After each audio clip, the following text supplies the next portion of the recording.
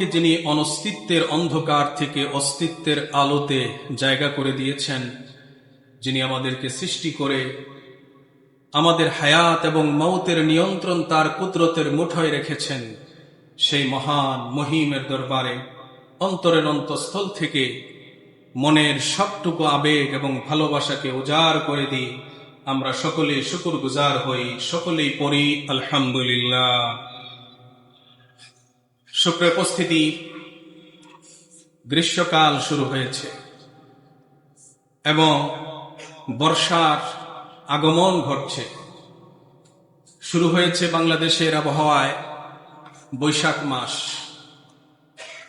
এই বর্ষা এবং বৈশাখ মাস এবং গ্রীষ্মকালকে সামনে রেখে এবং বর্তমান চলমান যে বিশ্ব পরিস্থিতি, এটাকে সামনে রেখে আজকে একটি নতুন বিষয় আমরা আলোচনা শুনব।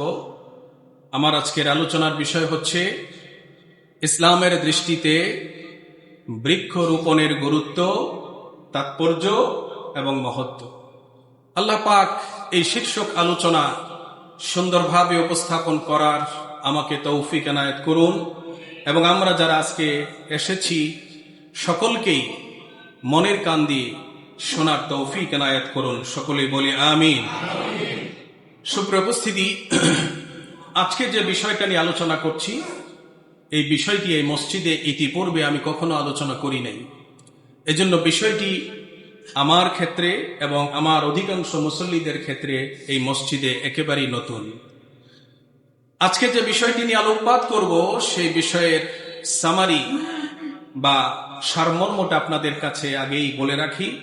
এরপর বিষয়টাকে আরো বিভিন্ন আঙ্গিকে আমাদের হৃদয়ঙ্গম করা অত্যন্ত সহজ হবে ইনশাআল্লাহ। মুহতারাম হাদিরিন, ইসলামে বৃক্ষরোপণ এটা শুধু প্রাকৃতিক ভারসাম্য এবং পরিবেশ রক্ষা এবং আমাদের বাড়িঘরের সৌন্দর্য বর্ধন, অর্থনৈতিক নিরাপত্তা শুধু ইত্যাদির কারণেই নয়, এগুলো তো আছেই। এবং ফলদার বৃক্ষ থেকে খাবার হিসেবে ফল আহরণ করা শুধু এই দৃষ্টিকোণ থেকে নয়, বরং বৃক্ষরোপণ ইসলামের দৃষ্টিতে ইবাদত এবং অত্যন্ত সওয়াবের কাজ। সুবহানাল্লাহ। এটা কেমন সওয়াবের কাজ? এটা হচ্ছে সাদাকায়ে জারিয়া বা চলমান দান হিসেবে এটা পরিগণিত। মানুষ মারা গেলে তার সমস্ত আমল বন্ধ হয়ে যায়, কিন্তু সাদাকায়ে জারিয়া থেকে সে কবরে শুয়েও সওয়াব পেতে থাকে। এমন একটি কাজ হচ্ছে বৃক্ষরোপণ করা। এটি পরিবেশ সুরক্ষা এবং ভারসাম্য রক্ষায় ইসলাম নামক একটি পূর্ণাঙ্গ জীবন ব্যবস্থার একটি অন্যতম দিক নির্দেশনা। মানবতার বন্ধু বিশ্বনবী মুহাম্মদুর রাসূলুল্লাহ সাল্লাল্লাহু আলাইহি ওয়াসাল্লাম তিনি নিজে গাছ লাগিয়েছেন, নিজ হাতে তিনি গাছ লাগিয়েছেন। সাহাবীদেরকে গাছ লাগানোর জন্য, বনায়নের জন্য, বাগবাগিচা করার জন্য তিনি উৎসাহিত করেছেন, উদ্দীপনা জুগিয়েছেন এবং এতটাই তিনি তাগিদ দিয়েছেন যে কিয়ামতের আগ মুহূর্ত হলেও তোমাদের কারো হাতে যদি একটি চারা গাছ থাকে, তবে সে যেন এটাকে রোপণ করে দেয়। সুবহানাল্লাহ, সুবহানাল্লাহ। সুপ্রিয় উপস্থিতি, গাছ থেকে মানুষ বা পশু যে আহার, আমরা গাছের ফল খাই, পশু পাখিরাও খায়, এমনকি কীট পতঙ্গরাও খায়। যে ব্যক্তি গাছের মালিক, ওই ব্যক্তি যদি নিজে এবং তার পরিবার, আত্মীয় স্বজন যদি খায়, বন্ধু বান্ধব যদি খায়, অন্য মানুষেরাও যদি খায়, এমন করে চুরি করেও যদি খায়, পশু পাখিরাও যদি খায়, কীট পতঙ্গ যদি খায়, আল্লাহ পাক ওই গাছের মালিকের আমল নামায় এর বদৌলতে আল্লাহ পাক সওয়াব লিখে দেন। সুবহানাল্লাহ। সাদাকার সওয়াব আল্লাহ তাআলা লিখে দেন। সুবহানাল্লাহ। প্রিয় বন্ধুগণ, এই হচ্ছে আজকের আলোচনার সামারি। এবার আসুন আমরা মূল আলোচনায় ফিরে যাই। পৃথিবীতে আল্লাহ পাক আমাদেরকে পাঠিয়েছেন সর্বশেষ জীব হিসেবে। মানুষ হচ্ছে পৃথিবীর সর্বশেষ জীব, এই পৃথিবীর মেহমান। মেহমান কখনো কোথাও গিয়ে তার চিরস্থায়ী ঠিকানা গড়ে না। এই জন্য পৃথিবীতে আমরা মেহমান। এখানে এসে শান্তিতে বসবাস করার জন্য যা কিছু প্রয়োজন আল্লাহ রাব্বুল আলামিন তা পরিপূর্ণ করে আমাদের জন্য আল্লাহ তাআলা দান করে দিয়েছেন। সুবহানাল্লাহ। আল্লাহ তাআলার সেই অসংখ্য অগণিত নিয়ামত সমূহের মধ্যে গুরুত্বপূর্ণ একটি নিয়ামত হচ্ছে গাছপালা, তরুলতা। এগুলো আল্লাহ পাকের অপার নিয়ামত। এই গাছপালা প্রকৃতির অপূর্ব শোভা, প্রকৃতির সৌন্দর্য বৃদ্ধি করে। গাছহীন পৃথিবী মলিন। আপনি চাঁদের দেশে যান, গাছ পাবেন না। মরুভূমিতে যান, গাছ পাবেন না। তো গাছহীন পৃথিবীটা হচ্ছে মলিন। গাছের অস্তিত্ব মানে কি? গাছের অস্তিত্ব মানে হচ্ছে প্রাণের অস্তিত্ব। গাছের অস্তিত্ব মানে হচ্ছে প্রাণীর অস্তিত্ব। যে অঞ্চলে গাছপালা যত বেশি, সেই অঞ্চল তত বেশি প্রাণবন্ত। মরা মরা লাগে না। প্রিয় বন্ধুগণ, এজন্য দেখি যে যখনই আরব দেশ থেকে আমাদের কোনো বন্ধু বান্ধব আসে, পরিচিত জন আসে, বাংলাদেশের প্রাকৃতিক সৌন্দর্য দেখে তারা খুবই আশ্চর্যান্বিত হয়। এবং আমরা এমনও দেখেছি যে হেলিকপ্টার থেকে নেমে যখন দেখেছে যে এরকম মাঠের মধ্যে সবুজ ঘাস, হেলিকপ্টার থেকে নেমে দামি পোশাক পরা ওই ঘাসের মধ্যে শুয়ে যেতে চায়। কারণ এই ধরনের দৃশ্য তাদের দেশে নাই। আল্লাহ পাক আমাদেরকে ঢেলে দিয়েছেন। বলেন আলহামদুলিল্লাহ। প্রিয় বন্ধুগণ, গাছ ছাড়া আমরা বেঁচে থাকতে পারবো না। বেঁচে থাকার কোনো উপায় নাই। গাছ থেকে পাওয়া যে অক্সিজেন, এই অক্সিজেন বিজ্ঞানের ভাষায় আমাদের জীবন ধারণের জন্য অতি প্রয়োজনীয়, অপরিহার্য বিষয়। বলি আলহামদুলিল্লাহ। সবাই বলেন নাই, চিৎকার দিয়ে বলেন আলহামদুলিল্লাহ। প্রিয় বন্ধুগণ, প্রত্যেকটা প্রাণীর বেঁচে থাকার জন্য গাছ প্রয়োজন। গাছ আমাদের অক্সিজেন দেয়। সেই অক্সিজেন গ্রহণ করে আমরা এই পৃথিবীতে বসবাস করছি, আমরা বেঁচে আছি।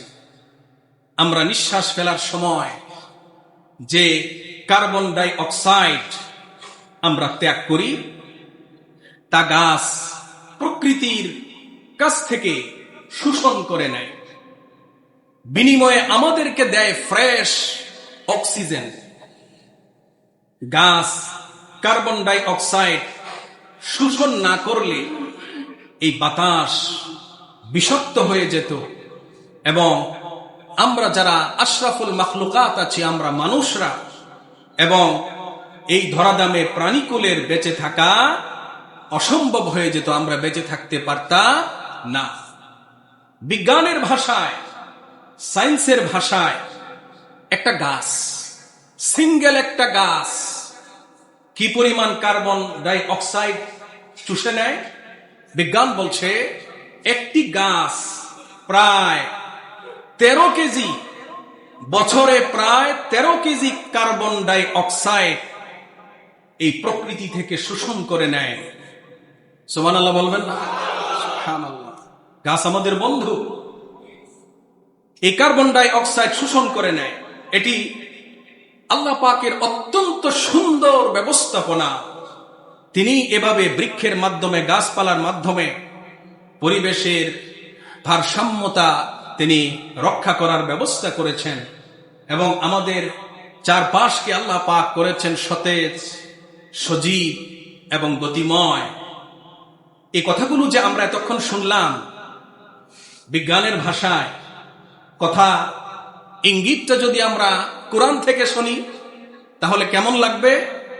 আসুন আমরা আমাদের রবের কাছ থেকে শুনে নেই মহান আল্লাহ আমাদেরকে কি বলছেন। আল্লাহ রাব্বুল আলামিন সূরা রুমের 43 নম্বর আয়াতে তিনি আমাদেরকে এদিকে ইঙ্গিত দিয়ে বলছেন, আল্লাহুল্লাযী ইউরসিলুর রিয়াহা ফাতুসীরু সাহাবান ফায়াবসুতুহু ফিস সামা। আল্লাহ পাক বলছেন আল্লাহুল্লাযী ইউরসিলুর রিয়াহ, তিনি সেই আল্লাহ, তিনি সেই আল্লাহ। বলেন আল্লাহ, একটু জোরে বলেন তো। ভাইজানরা খারাপ লাগে? আল্লাহর নাম একবার মহব্বতের সাথে নেন, হতে পারে এটাই আপনার জন্য নাজাতের ওসিলা। একটু অন্তর দিয়ে বলেন আল্লাহ। কত মধুর নাম, কত মধুর নাম। আল্লাহ তাআলা নিজে তার জন্য এই নামটাকে তিনি পছন্দ করেছেন। এজন্য গড়, ক্ষুধা এগুলো ওই আবেগ তৈরি করতে পারে না যে আবেগ, যে ভালোবাসা, যে মহাব্বত আল্লাহ পাকের এই নামটার মধ্যে রয়েছে। আবারও বলেন আল্লাহ। আল্লাহ, আল্লাহ পাক বলছেন আল্লাহ, তিনি সেই আল্লাহ যিনি বাতাস প্রেরণ করেন, যিনি বায়ু প্রেরণ করেন। বাতাস যদি আল্লাহ বন্ধ করে দেন, পৃথিবীর কোন রাজা বাদশা পারবে এটাকে আবার চালু করতে? পারবে? পারবে না। তিনি সেই আল্লাহ যিনি বাতাস প্রেরণ করেন, এরপর সেই বাতাস সাদা সাদা মেঘমালাগুলোকে এক জায়গা থেকে আর এক জায়গায় সঞ্চালিত করে, এক জায়গা থেকে আর এক জায়গায় তাড়িত করে নিয়ে যায়। নিয়ে কি করে? আকাশের ডানে বামে এগুলোকে ছড়িয়ে ছিটিয়ে দেয়। কাইফা ইয়াশা, আল্লাহ পাক যেমনটা চান। দৃশ্যটা আপনারা দেখেছেন যারা বিমানে উঠেছেন। যখন আপনি বিমানের জানালা থেকে দেখছেন নিচে আকাশের, আপনি সেই জানালা, বিমানের জানালা থেকে দেখছেন যে নিচে পাহাড়ের মতো স্তরে স্তরে সাজানো মেঘমালা কেমন দেখা যায়। আপনি এই আয়াতের মজা পাবেন যখন বিমানের সেই জানালা থেকে দেখবেন। সুবহানাল্লাহ। সামনে যারা যাচ্ছেন, হজে যাচ্ছেন, বা আপনারা যারা চট্টগ্রাম থেকে ঢাকা যান, আপনারা এই দৃশ্যটা দেখতে পাবেন, যে দৃশ্যটা আল্লাহ পাক কোরআনের এই আয়াতে চিত্রায়িত করেছেন। সুবহানাল্লাহ বলেন। তো আল্লাহ পাক বলছেন ওয়ায়াজআলুহু কিসাফান ফাতারাল ওয়াদকা ইয়াখরুজু মিন খিলালিহি। আল্লাহ পাক মেঘমালাকে আকাশে তার ইচ্ছে মতো তিনি ছড়িয়ে দেন, এবং এরপর তুমি দেখতে পাবে যে এর থেকে আল্লাহ পাক বাড়িধারা তিনি নির্গত করেন। এর থেকে আল্লাহ তাআলা ফুটায় ফুটায় আপনার আমার উপরে আল্লাহ তাআলা বৃষ্টি বর্ষণ করেন। সুবহানাল্লাহ, সুবহানাল্লাহ। এই বৃষ্টি যখন কোন কৃষকের ক্ষেত খামারে, বাগ বাগিচায় যখন এই বৃষ্টিটা হয়, বৃষ্টিটার খুব দরকার, তখন কি কৃষক আনন্দিত হয় না নারাজ হয়? আনন্দিত হয়। আল্লাহ পাক তার বান্দাদের সেই মনের অবস্থা জানেন।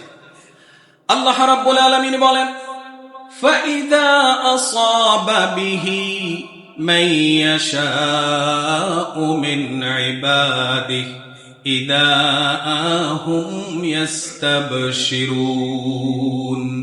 আল্লাহ পাক তিনি বলছেন যে এই বৃষ্টি যখন কোন ব্যক্তির ক্ষেত খামার, বাগ বাগিচায় যখন আমি বর্ষণ করি, তখন এর মালিকেরা আনন্দিত হয়ে যায়।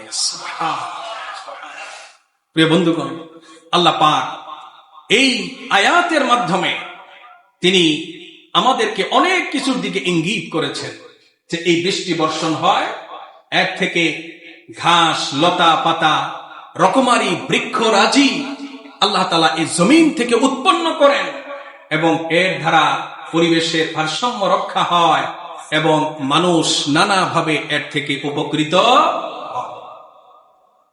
এই যে গাছপালা, এই গাছপালা হুকুম মানে কার? জোরে বলেন। আল্লাহ পাকের হুকুম মানে গাছপালা, শুধু হুকুম মানে না।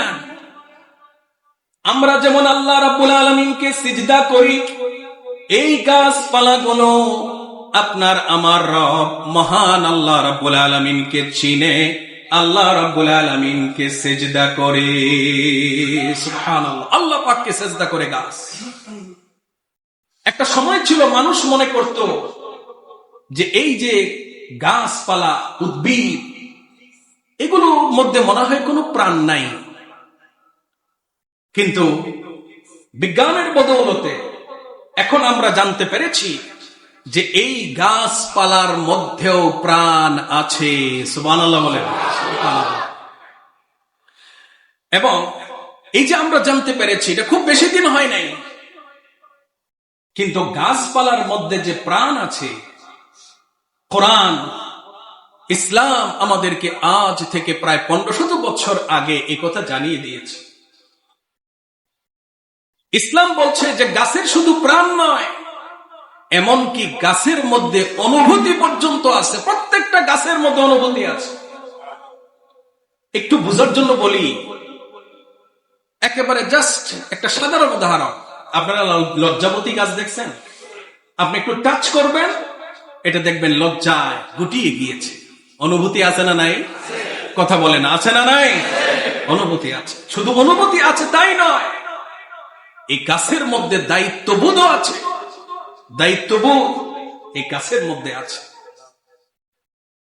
এমনকি এই গাছপালা মহান সৃষ্টিকর্তা আল্লাহ রাব্বুল আলামিনকে সিজদা করে। এই গাছপালা আল্লাহ রাব্বুল আলামিনের তাসবিহ পাঠ করে, তার জিকির আজকার করে। সুবহানাল্লাহ। কোরআন থেকে শোনার আগে আসলে একটা ঘটনা শুনি। আল্লাহর নবী একটা গ্রামের মধ্য দিয়ে তিনি যাচ্ছিলেন। হঠাৎ করে তিনি শুনতে পেলেন, তিনি যে পথে যাচ্ছেন এই পথের দুইটা কবর থেকে আযাবের যে চিৎকার আওয়াজ তিনি শুনতে পাচ্ছেন। আযাব হচ্ছে দুইটা কবরের মধ্যে। আমাদের দেশের গরু ছাগল দেখবেন, যদি কবরের স্থানের পাশে বা কবরের পাশে ঘাস খাইতে থাকে, হঠাৎ করে দেখবেন দৌড় দিছে। এরা যেহেতু বলতে পারে না, এজন্য ওই জগতের অনেক কিছু ওরা টের পায়, কিন্তু বলতে পারে না। নবীরা টের পান। নবী করিম সাল্লাল্লাহু আলাইহি ওয়াসাল্লাম সাহাবীদেরকে থামতে বললেন। এরপর তিনি বললেন, এই কবরের মধ্যে কারা শুয়ে আছে, একটু এই গ্রামের বাড়ি ঘরে যাও, গিয়ে খবর নাও। লোকজনকে ডাক দিয়ে আনা হলো। আনার পরে তাদেরকে জিজ্ঞেস করা হলো যে এই কবরে কে কে শুয়ে আছে। লোকেরা বললে অমুক অমুক শুয়ে আছেন এই কবরে। আল্লাহ নবী বলছেন, এই দুইটা কবরে আযাব হচ্ছে। একটা কবরে আযাব হচ্ছে এই কারণে যে এই ব্যক্তি মানুষের চুগলখড়ি করত, সে মানুষের অগোচরে মানুষের নিন্দা করে বেড়াতো। আমাদের সমাজে এরকম নিন্দুক আছে না নাই? হালি শহরে মনে হয় নাই, আছে। আর এক ব্যক্তির কবরে আযাব হচ্ছে, রাসূল বললেন ওর আযাব হচ্ছে খুব বড় বিষয় নয়। এই ব্যক্তি ঘোড়া, ছাগল, উট, ভেড়া, বকরি লালন পালন করত, আর এগুলোকে পরিচর্যা করতে গিয়ে যখন এগুলো প্রস্রাব করত, তখন তিনি খুব একটা সতর্ক হতেন না। এর প্রস্রাব তার জামা কাপড়ে লেগে যেত, এগুলো নিয়েই সে নামাজ পড়তো, এগুলো নিয়েই চলতো। সে এতটা সতর্কতা অবলম্বন করত না। রাসূল পাক সাল্লাল্লাহু আলাইহি ওয়াসাল্লাম এভাবে তো রেখে যেতে পারেন না, দুটা কবরে আযাব হচ্ছে। আল্লাহ নবী বললেন, আশপাশ থেকে দেখো তাজা খেজুরের ডাল আছে কিনা। তো একটা ডাল কেটে আনা হলো। একটা ডালকে দ্বিখণ্ডিত করে আল্লাহর নবী দুইটা কবরে নিজ হাতে পুঁতে দিয়ে তিনি চলে গেলেন। এটা কি প্রমাণ করে? প্রমাণ করে প্রত্যেকটা গাছপালা আল্লাহ পাকের জিকির করে, আল্লাহ পাকের তাসবিহ পাঠ করে। এই গাছপালা যতদিন এই কবরের পাশে তাজা থাকবে, জিকির আজকার করবে, তাসবিহ পাঠ করবে, ততদিন এই কবরে আযাব হবে। সুবহানাল্লাহ বলবেন। প্রিয় বন্ধুগণ, গাছপালা আল্লাহকে সেজদা করে, গাছপালা আল্লাহ পাকের তাসবিহ পাঠ করে। কোরআনে পাকে আল্লাহ রাব্বুল আলামিন তিনি ঘোষণা দিয়েছেন, আলাম তারা আন্নাল্লাহা ইয়াসজুদু লাহু মান ফিস সামাওয়াতি ওয়া মান ফিল আরদ। আলাম তারা, হে নবী আপনি কি দেখেন না, আপনি কি দেখেন না, আন্নাল্লাহা ইয়াসজুদু লাহু মান ফিস সামাওয়াতি ওয়াল আরদ, এই নভমণ্ডল এবং ভূমণ্ডলে, আসমান এবং জমিনে যা কিছু আছে সব কিছু আল্লাহ পাককে সেজদা করে। সুবহানাল্লাহ, সুবহানাল্লাহ। মহাশূন্যের এই যে সৌরজগৎ, প্রথম আকাশের ঠিকানা এখনো পর্যন্ত বিজ্ঞানীরা পায় নাই। এই বিশাল সৌরজগতের প্রতিটি ইঞ্চি জায়গায় আল্লাহ পাকের নূরের তৈরি ফেরেশতারা কেউ হয়তো তাসবিহ পড়ছে, কেউ হয়তো দাঁড়িয়ে নামাজ পড়ছে, কেউ হয়তো আল্লাহ পাকের কুদরতের পায়ে সেজদায় লুটিয়ে আছে। সুবহানাল্লাহ। আর জমিন, এই জমিনে আল্লাহ পাক বলছেন যা কিছু আছে, আগুন, পানি, মাটি, বাতাস এবং বিভিন্ন পশু পাখি, কীট পতঙ্গ, গাছপালা, লতা গুলমাদি যা কিছু আছে সব কিছু তার রবের গুণকীর্তন করে, তার রবের প্রশংসা করে। সুবহানাল্লাহ বলবো না? ওয়াশ-শামসু ওয়াল কমার, সৌরজগতের সবচেয়ে বড় যে জিনিসটা এই সূর্য, এই সূর্যকে আমরা দেখতে পাই, এই সূর্য আল্লাহ পাকের সেজদা করে, আল্লাহ পাককে সেজদা করে। আপনি বলবেন সূর্য আল্লাহ পাকের সেজদা করে কিভাবে? শোনেন, তাফসীরে এসেছে এই সূর্য, আল্লাহ নবী জিজ্ঞেস করলেন এই সূর্য কোথায় যায় জানো? এই সূর্য প্রত্যেক দিন পশ্চিম গগনে অস্ত গিয়ে আল্লাহ পাকের আরশের নিচে গিয়ে সেজদায় লুটিয়ে পড়ে। সুবহানাল্লাহ। গিয়ে বলে, রব আগামীকাল কি উঠবো? আগামীকাল কি উদিত হব? আল্লাহ পাক বলেন, যাও, যে জায়গা থেকে তুমি এসেছিলে সেই জায়গায় ফিরে যাও। এভাবে চন্দ্র আল্লাহ পাকের সেজদা করে, ওয়ান-নুজুম, অসংখ্য অগণিত সুন্দর সুন্দর যে তারকারাজি আছে এগুলো আল্লাহ পাককে সেজদা করে। ওয়াল-জিবাল, এবং পৃথিবীর জায়গায় জায়গায় যে পাহাড় পর্বত আছে এই পাহাড় পর্বত আল্লাহ পাককে সেজদা করে। এরপরে আল্লাহ পাক বলছেন ওয়াশ-শাজার, এবং গাছপালা, তরু, লতা, গুলমাদি এগুলো আল্লাহ পাককে সেজদা করে। ওয়াদ-দাওয়াব, এবং পৃথিবীতে যত প্রাণীকুল আছে সব আল্লাহ পাককে সেজদা করে। তাহলে মানুষের কথা কই? মানুষের কথা আছে এই আয়াতেই আছে। আল্লাহ পাক বলছেন ওয়া কাসীরুম মিনান নাস, আর অধিকাংশ মানুষও আল্লাহ পাককে সেজদা করে। আল্লাহ পাক বলছেন অধিকাংশ, অধিকাংশ, মেজরিটি। আল্লাহ পাক বলেন নাই সব মানুষ, বলেছেন আল্লাহ পাক বলছেন অধিকাংশ মানুষ সেজদা করে, অধিকাংশ মানুষ। তাহলে আরো অনেক মানুষ রয়েছে, তাদের কাজ কি, তাদের পরিণতি কি?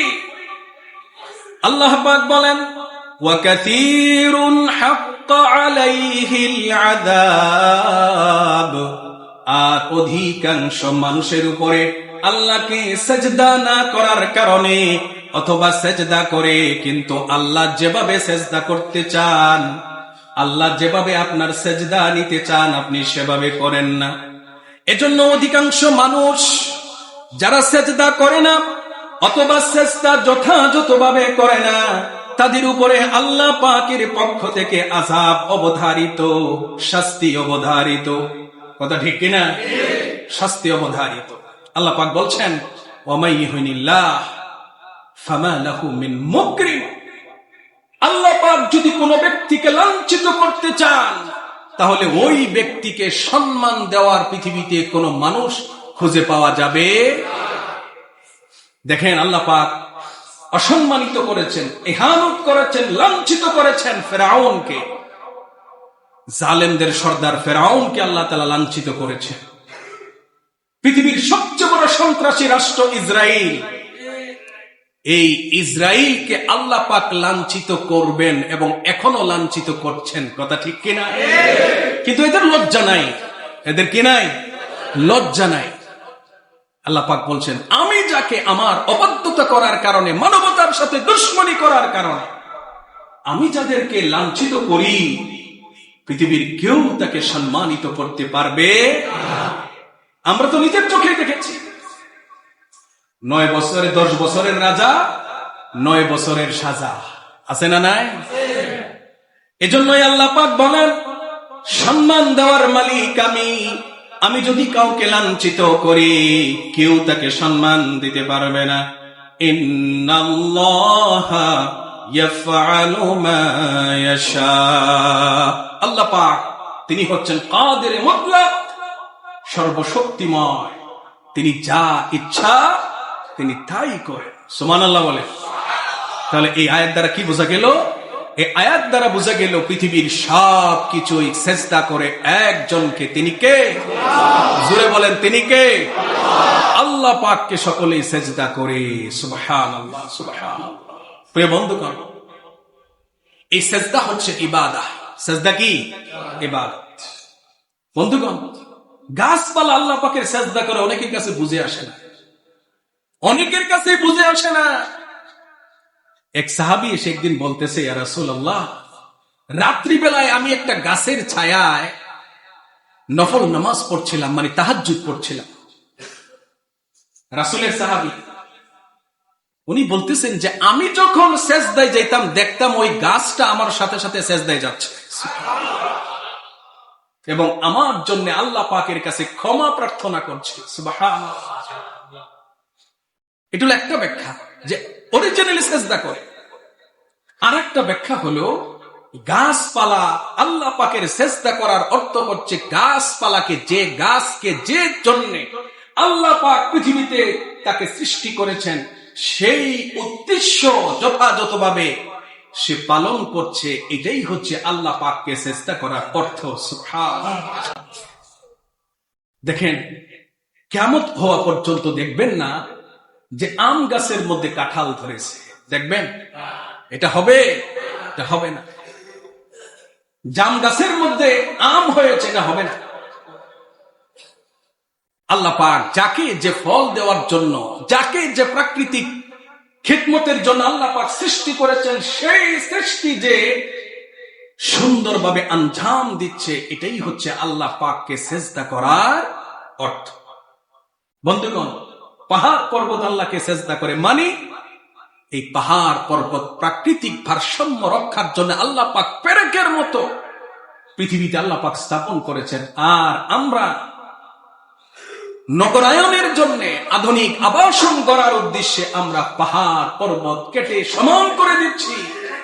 এজন্য ঘন ঘন ভূমিকম্প হয়, প্রাকৃতিক দুর্যোগ হয়, প্রকৃতি আমাদের কাছ থেকে নির্মম ভাবে প্রতিশোধ গ্রহণ করে, কারণ আমরা প্রকৃতির উপরে জুলুম করি সেজন্যে।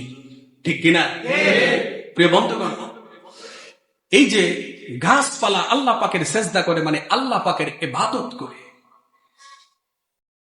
ইসলামে বৃক্ষরোপণ অতি গুরুত্বপূর্ণ একটি বিষয়। এই বৃক্ষরোপণটা শুধু মানুষের উপকার এবং প্রাকৃতিক ভারসাম্য রক্ষার জন্যই শুধু নয়, বরং এই বৃক্ষরোপণটা একটা ইবাদত। একটা ইবাদত। আপনি 2 রাকাত নফল নামাজ পড়লে যেমন আপনার আমল নামায় সওয়াব হবে, আপনি যদি একটা গাছ লাগান আপনার আমল নামায় সওয়াব দিবেন কে?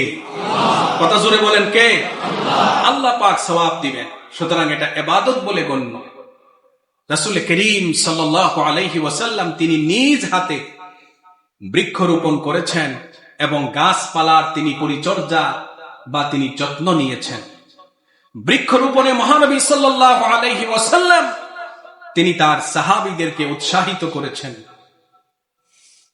আমাদের যে ফসলি জমি, এই জমিনের উর্বরা শক্তি বৃদ্ধির জন্য ইসলাম মানুষকে যে সকল কর্মকাণ্ডের প্রতি উদ্বুদ্ধ করেছে, তার অন্যতম একটি হচ্ছে কৃষিকাজ।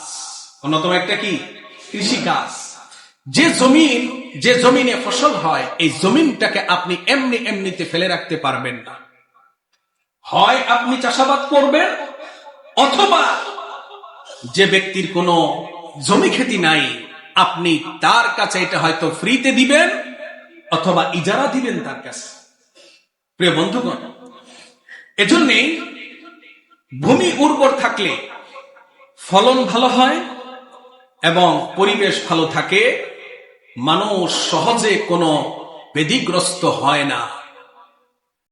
আজকে যদি আমরা আমাদের বাংলাদেশের প্রেক্ষাপটের দিকে তাকাই, তাহলে কি দেখতে পাই? একটু চিন্তা করে বলেন তো, এমন কোন খাদ্যবস্তু আছে যার মধ্যে বর্তমানে আমরা বাংলাদেশের মুসলমানেরা কেমিক্যাল ব্যবহার আমরা করি না? এমন কোন কিছু আছে? নাই। যে কারণে আমাদের দেশে ক্যান্সার রোগীর সংখ্যা দিন দিন বাড়তেছে। আমাদের পার্শ্ববর্তী রাষ্ট্র ভারত, এই ভারত বিশাল এক দেশ। এই ভারতে এখন কৃষি বিপ্লব হচ্ছে। এই ভারতে এক শ্রেণীর কৃষক আছে যারা সেই আজ থেকে 200 বছর আগে, 300 বছর আগে মানুষ যেভাবে প্রাকৃতিক ভাবে ফসল ফলাতো, তারা সেইভাবে ফসল ফলাচ্ছে। একটু সাইজে ছোট হচ্ছে, কিন্তু এর মধ্যে কোনো কেমিক্যাল নাই। কীটনাশক তারা ব্যবহার করছে না। অধিক ফলনের লোভে তারা কেমিক্যাল ব্যবহার করছে না। কিন্তু আজকে আমরা মুসলমানেরা ইমানদার দাবি করি, নিজেদেরকে মুসলমান পরিচয় দেই, কিন্তু আরেকজন মুসলমানকে বিষ খাওয়াচ্ছি আর চিন্তা করছি ভালো ফসল হলে এটা বিক্রি করে আমি উমরা করতে যাব, হজ করতে যাব। আল্লাহ পাকের ফেরেশতারা লাঠি নিয়ে দাঁড়ায় আছে, আয় তোর উমরা আর হজ। ঠিক কিনা ভাই? রমজান মাসে জিনিসের মূল্য বৃদ্ধি করে আমরা চিন্তা করি এটা দিয়ে ইবাদত করবো। আরে ভাই, তুমি মানুষকে ভালো জিনিস সরবরাহ করবে, এর চেয়ে বড় ইবাদত আর কিছু হতে পারে? প্রিয় বন্ধুগণ, এই বৃক্ষরোপণে মহানবী সাল্লাল্লাহু আলাইহি ওয়াসাল্লাম তিনি আমাদেরকে উৎসাহ দিয়েছেন। রাসূল করিম সাল্লাল্লাহু আলাইহি ওয়াসাল্লাম কৃষিকাজ এবং বৃক্ষরোপণে তিনি উৎসাহিত করেছেন, যাতে উদ্ভিদ বৃদ্ধি পায়, পরিবেশ যেন সুস্থ থাকে, পরিবেশের ভারসাম্য যেন রক্ষা হয়। যেমন আনাস ইবনে মালিক রাদিয়াল্লাহু তাআলা আনহুমা থেকে বর্ণিত, নবীজি সাল্লাল্লাহু আলাইহি ওয়াসাল্লাম সরাসরি বলেছেন, মা মিন মুসলিমিন ইয়াগরিসু গারসান আও ইয়াজরাউ যারআন ফায়াকুলু মিনহু তায়রুন আও ইনসানুন আও বাহীমাতুন ইল্লা কানা লাহু বিহি সাদাকাহ। সুবহানাল্লাহ বলেন। মনোযোগ দিয়ে শুনুন রাসূল কি বলছেন। মা মিন মুসলিমিন, যে কোনো মুসলমান, কৃষিকাজ তো হিন্দুরাও করে, বৌদ্ধরাও করে, মুসলিমরা করে কিনা ভাই? তারাও করে। আল্লাহ রাসূল মুসলিমকে অ্যাড্রেস করে বলছেন, মা মিন মুসলিমিন, যে কোনো মুসলমান, ইয়াগরিসু গারসান, যে কোনো ধরনের গাছ রোপণ করবে, এটা ফলদার হোক অথবা অন্য কোনো গাছ হোক, অথবা আও ইয়াজরাউ যারআন, অথবা কোনো ফসল ফলাবে, ধান, গম, ভুট্টা ইত্যাদি ইত্যাদি। আল্লাহ নবী বলছেন যে এর থেকে, এই গাছ থেকে অথবা ফসলি জমিন থেকে এই ফসল যদি ফায়াকুলু মিনহু তায়রুন, এর থেকে কিছু যদি পশু পাখিরা খায়, পাখিরা খায় না ভাই? চড়ুই পাখি সকাল বেলায় খালি পেটে বের হয়, সন্ধ্যেবেলায় ভর পেটে তার নিরে ফিরে আসে। তার কি জমিন আছে? জমিনের কাওলা আছে? জমিন নেই। তো এই যে পাখিরা খেলো, অথবা তার থেকে যদি কোনো মানুষ খায়, অথবা আও বাহিমা, অথবা কোনো প্রাণী খায়। কিছু প্রাণী আছে তারা নিশাচর, রাতের বেলায় চলে, রাতের বেলায় বের হয়।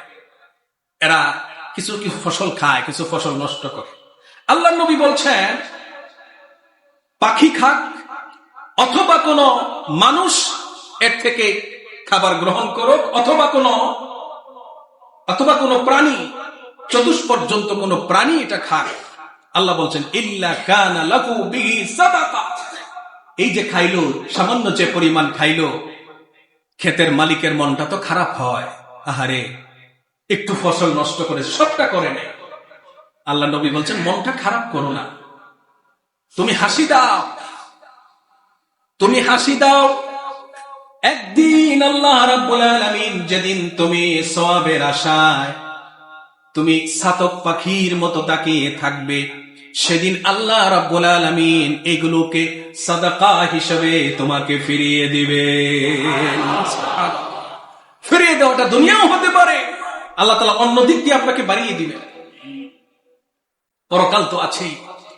প্রিয় বন্ধুগণ, তাহলে বৃক্ষরোপণে মহানবী মুহাম্মদুর রাসূলুল্লাহ সাল্লাল্লাহু আলাইহি ওয়াসাল্লাম তিনি এভাবেই আমাদেরকে উৎসাহিত করেছেন। এতে আমাদের দুনিয়াবি ফায়দাও আছে, পরকালীন জীবনের উপকারিতাও আছে। প্রিয় বন্ধুগণ, বৃক্ষরোপণ এটা সওয়াবের কাজ, এটা বৃক্ষরোপণ করলেই আপনার সওয়াব হবে। এখন আমরা যারা শহরে থাকি, আমাদের অধিকাংশের কিন্তু বৃক্ষরোপণের কোনো ব্যবস্থা নাই। আবার অনেকেরই আছে, অনেকে ছাদে বাগান করছেন, ছাদে ছোট ছোট ফলের গাছ তারা টবের মধ্যে রোপণ করছেন। আপনিও এর অন্তর্ভুক্ত, আপনিও সওয়াব পাবেন ইনশাআল্লাহ। তো আল্লাহ নবী বলছেন বৃক্ষরোপণ করা এটা একটা সওয়াবের কাজ। বৃক্ষরোপণ করতে গিয়ে যদি কোন ফল প্রাকৃতিক দুর্যোগে আক্রান্ত হয়, বন্যা, খরা, অতিবৃষ্টি, অনাবৃষ্টি ইত্যাদি কোন প্রাকৃতিক দুর্যোগে যদি আক্রান্ত হয়, তাহলে বান্দা তুমি আল্লাহর উপরে নারাজ হয়েও না। আমাদের অনেক কৃষক কিন্তু নারাজ হয়ে যায়, আল্লাহকে গালি দেয়, বলেন নাউজুবিল্লাহ, বলে যে আল্লাহ আমাকে ছাড়া আর কাউকে দেখে নাই, আমাদেরকে ছাড়া আর কাউকে দেখে নাই। প্রাকৃতিক দুর্যোগে যদি আক্রান্ত হয় আপনার ফল ফসল, তাহলে আল্লাহ পাক যথোপযুক্ত প্রাপ্তি তার বান্দাকে দেওয়ার জন্য আল্লাহ তাআলা ব্যবস্থা করে রেখেছেন। আল্লাহর নবী বলেন মা মিন রাজুলিন ইয়াগরিসু গারসান ইল্লা কাতাবাল্লাহু লাহু মিনাল আজরি কদরা মা ইয়াখরুজু মিন সামারি যালিকাল গিরাস।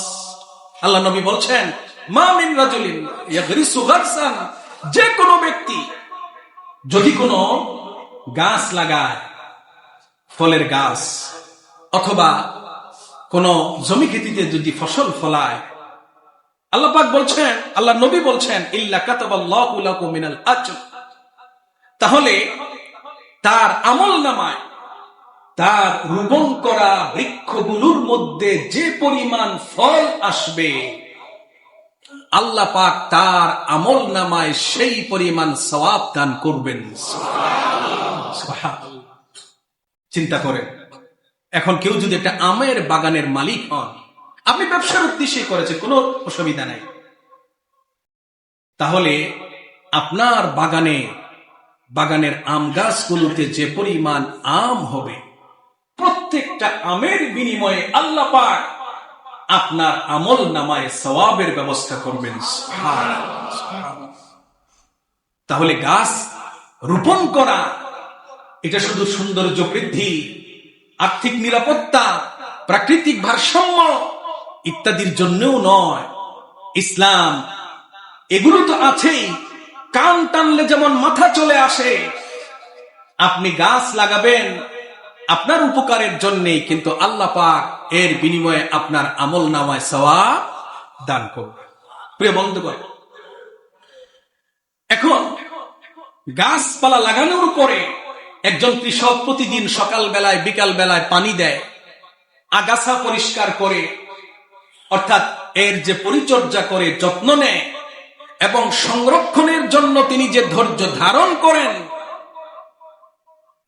আল্লাহ নবী বলছেন এই প্রত্যেকটা কাজের জন্য আল্লাহ রাব্বুল আলামিন তার আমল নামায় সাদাকার সওয়াব লিখে দিবেন। সুবহানাল্লাহ, সুবহানাল্লাহ। প্রিয় বন্ধুগণ, বৃক্ষরোপণ শুধু সাদাকা না বা সওয়াবের কাজ না, বরং এই বৃক্ষরোপণ এটা হচ্ছে সাদাকায়ে জারিয়া বা চলমান সাদাকার অন্তর্ভুক্ত। যতদিন পৃথিবীতে গাছটা থাকবে, আপনি কবরে চলে গেলেও আপনি এর থেকে আপনার কবরে সওয়াব যেতে থাকবে ইনশাআল্লাহ। প্রিয় নবীজি সাল্লাল্লাহু আলাইহি ওয়াসাল্লাম তিনি আগেই বলেছি নিজের হাতে গাছ লাগিয়েছেন, পরিচর্যা করেছেন, সাহাবীদেরকে গাছ লাগানোর জন্য তিনি উদ্বুদ্ধ করেছেন। ব্যক্তিগত এবং সামাজিক বনায়ন বিশ্বনবী করেছেন।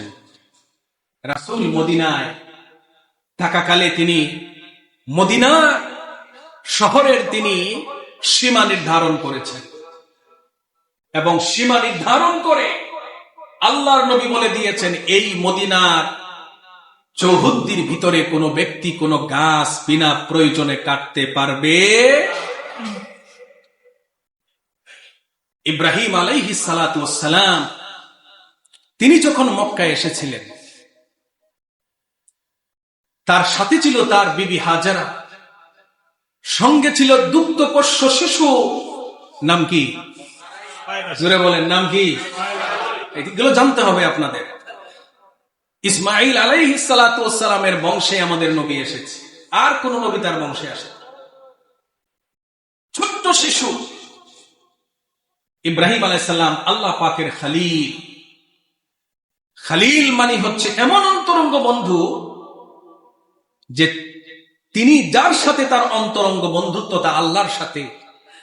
আল্লাহ পাক যা চান তিনি তা অক্ষরে অক্ষরে পালন করবেন, কোনো দ্বিধা দ্বন্দ্ব ছাড়াই। এর নাম হচ্ছে খলিল। এই জন্য ইব্রাহিম কালামা ইব্রাহিম খলিলুল্লাহ, ইব্রাহিম খলিলুল্লাহ। আল্লাহ পাক পরীক্ষায় ফেলে দিলেন, কিচ্ছু নাই। এই যে আজকে আপনারা যারা মক্কায় যাচ্ছেন, মদিনায় যাচ্ছেন, এই যে মক্কা যা দেখছেন কিচ্ছু ছিল না। রুক্ষ পাহাড়, কোনো গাছপালা নাই, পশু পাখি নাই, কিচ্ছু নাই। তিনি তার স্ত্রীকে নিয়ে আনছেন, স্ত্রী জানেন না যে তাকে এখানে রেখে যাওয়া হবে, এটা আল্লাহ তাকে জানিয়ে দিয়েছে। তিনি যখন চলে যাচ্ছেন, আল্লাহ পাক দেখেন নবীদেরকে কত কঠিন পরীক্ষা নিয়েছে। ইব্রাহিম আলাইহিস সালাম যেখানে এখন জমজম কূপ, এটাও এখন দেখতে পারবেন না, এমন ভাবে কাজ করা হয়েছে। জমজম কূপ দেখার কোনো সুযোগ না। আলহামদুলিল্লাহ আমি দেখেছি। আমি জমজম কূপে ভিতরের যে পানি এবং এখান থেকে যে পানি উঠাচ্ছে সৌদি সরকার, যেভাবে নিজের চোখে দেখেছি। আপনার 2000 সনে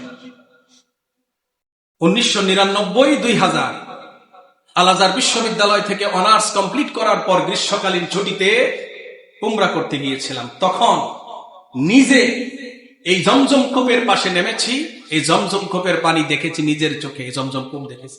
এখন দেখার কোনো সুযোগ নেই। এই জমজম কূপের পাশে ইব্রাহিম আলাইহিস সালাতু ওয়াস সালাম তার স্ত্রীকে রেখে চলে যাচ্ছেন, বলছেন না যে আমি চলে যাচ্ছি। চলে যাচ্ছেন, স্ত্রী জিজ্ঞেস করছেন, স্বামী গো, আপনি আমাদেরকে এখানে কেন রেখে যাচ্ছেন? আপনি আমাদেরকে এখানে রেখে যাচ্ছেন কেন? কোনো উত্তর নেই। তিনি চলছেন সামনের দিকে, পিছনেও তাকান না। নবীর স্ত্রী তো শিক্ষা পেয়েছেন নবী থেকে, জিজ্ঞেস করলেন, আমার প্রাণপ্রিয় স্বামী, আপনি কি আপনার নিজস্ব মতামতে আপনি আমাদেরকে এখানে রেখে যাচ্ছেন, নাকি আল্লাহ পাকের হুকুমে রেখে যাচ্ছেন? ইব্রাহিম আলাইহিস সালাম কথা বলেন না, মুখ বন্ধ। কি জানি আল্লাহ নারাজ হয়ে যান। স্ত্রীকে বোঝানোর জন্য ইব্রাহিম আলাইহিস সালাতু ওয়াস সালাম তখন হাতটা আসমানের দিকে উঠায়া তিনি বললেন, ইশারা শুধু করলেন, আমি আমার ইচ্ছায় তোমাদেরকে এখানে রেখে যাচ্ছি না, তোমাদেরকে রেখে যাচ্ছি আল্লাহ রাব্বুল আলামিনের ইশারায়। তখন মা হাজরা বললেন, ইব্রাহিম, সাথে তো কিছুই নাই, অল্প একটু পানি আর সামান্য একটু খাবার। ইচ্ছে করলে বলতে পারতেন, তুমি কেমন স্বামী যে এই অবস্থায় আমাদেরকে রেখে যাচ্ছ। কিন্তু তিনি তো জানেন তিনি সেই আল্লাহর নবী যে আল্লাহ তাকে বিশাল অগ্নিকুণ্ড থেকে সহি সালামতে আল্লাহ তাআলা বের করে এনেছেন। ইব্রাহিমের একটা পশম নমরুদের আগুন জ্বালাতে পারে।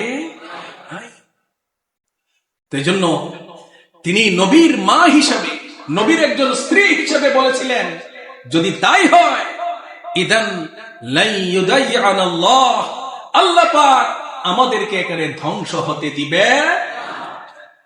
ইব্রাহিম আলাইহিস সালাম চলে গেলেন, চলে গিয়ে আল্লাহর কাছে দোয়া করলেন, আল্লাহ আমার এই ছোট্ট পরিবারটাকে তোমার জিম্মায় রেখে গেলাম। হে আল্লাহ, তুমি তাদেরকে ফল ফসল দিয়ে, আল্লাহ তুমি তাদেরকে রিজিকের ব্যবস্থা করে দিয়ে। আল্লাহ পাক দোয়া কবুল করছেন কিনা? যে ফল ফসলের কথা তিনি দোয়া করেছিলেন, আপনি এখন মক্কায় যান, আপনি বাংলাদেশে যা পাবেন না সে মক্কায় আপনি তা পাবেন। দোয়াটা কার? কয় আল্লাহ। দোয়াটা কার? ইব্রাহিম আলাইহিস সালাতু ওয়াস সালাম। তিনি সেখানে দোয়া করেছিলেন বৃক্ষের ফল ফসলের জন্য, সন্তানের আগামী দিনের খাবার, আগামী বংশধরদের জীবন নিশ্চয়তার জন্য তিনি যে দোয়া করেছেন, এখানেও তিনি বৃক্ষের জন্য দোয়া করেছেন, পরিবেশের জন্য দোয়া করেছেন। সুপ্রিয় উপস্থিতি, আজকে পর্যন্তই। বাকি